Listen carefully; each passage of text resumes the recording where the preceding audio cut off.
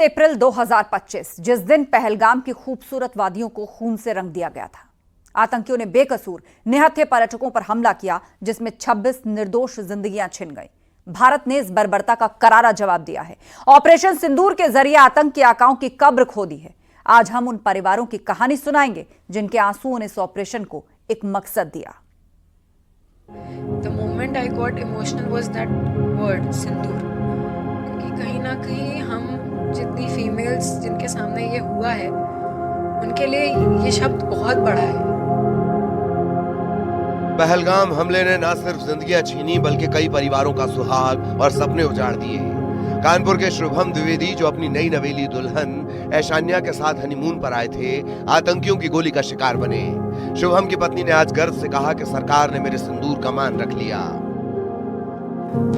रात में 2:15 2:20 अटैक हुआ, वो तो मैंने देखा, but the moment I got emotional was that word sindoor, क्योंकि कहीं ना कहीं हम जितनी फीमेल्स जिनके सामने ये हुआ है उनके लिए ये शब्द बहुत बड़ा है।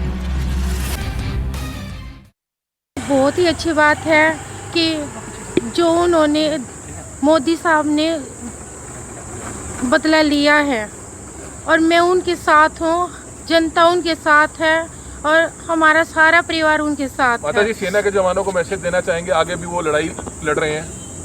मैं वो सेना के जवानों को यही मैसेज देना चाहती हूँ कि आगे बढ़ते रहो और ऐसे ही बदला लेते रहो कि ऐसी कोई घटना दोबारा न घटे। उनको मुंह तोड़ जवाब देना ऐसे ही देना चाहिए।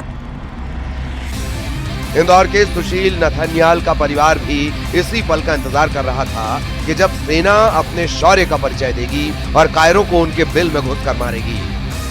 जरूरी है और ये भी जरूरी है कि जो उनको सिखा रहा है, जो भी असली लोग हैं उनको दुनिया में जीने का हक नहीं है। मतलब उनके जो सरगना है, जो उनके आका जो भी है उनको सिखा रहा, वो सिर्फ जो भी थे वो सिर्फ छोटे छोटे बच्चे थे। वो पूरी कौम को बर्बाद कर रहे हैं, ये नहीं समझ रहे वो खुद की भी कौम को बर्बाद कर रहे हैं। गुजरात के भावनगर के पिता पुत्र यतीश और सुमित परमार, महाराष्ट्र के संजय लेले और पुणे के संतोष जगदाले, इन सभी की कहानियां एक जैसी हैं।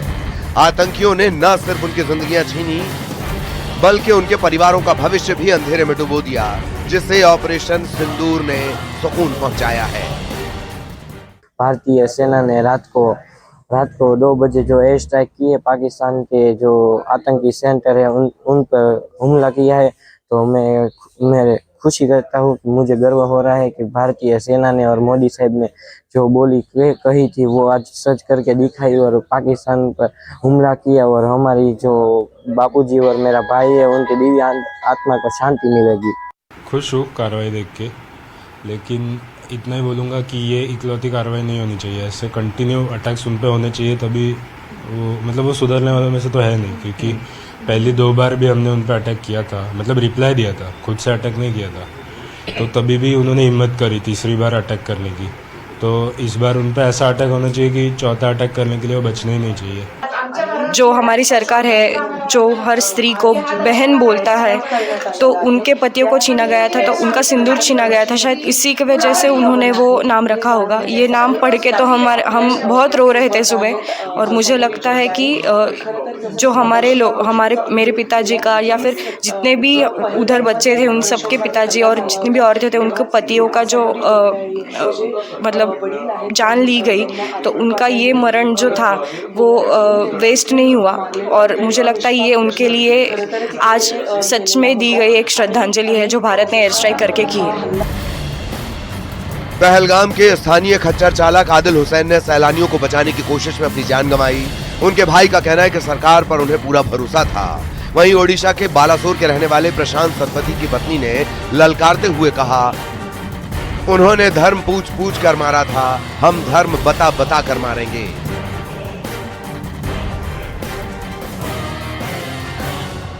मैं पहले बहुत बहुत शुक्रिया अदा करता हूँ गवर्नमेंट वक्फ बोर्ड की जो मिनिस्टर हैं उन साहब को, डॉक्टर दर्शन अंद्राबी जी का बहुत बहुत शुक्र गुजार हूँ कि उन्होंने आज फिर से हमारे घर की रोशनी जलाई है। कि जो भी स्टेप लिए हैं सरकार बहुत अच्छा स्टेप लिए हैं और जैसे कि वो लोग धर्म पूछ के मारे थे, हम धर्म बता कर मारेंगे, घर में घुस कर ही मारेंगे।